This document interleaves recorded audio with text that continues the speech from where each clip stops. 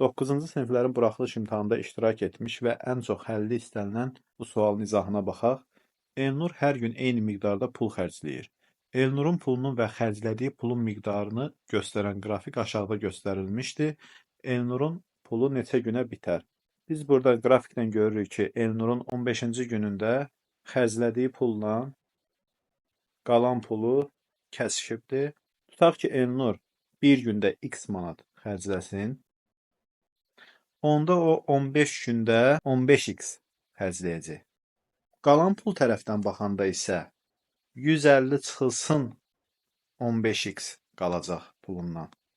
Və bu tənliyi həll etsək 15x burada mənfi 15-i keçirdirik sol tərəfə. Olur müsbət 15x bərabərdir 150. 30x bərabərdir 150. X bərabərdir 150 bölünsün 30.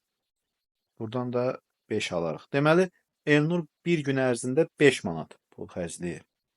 150-ni də 5-ə bölsək,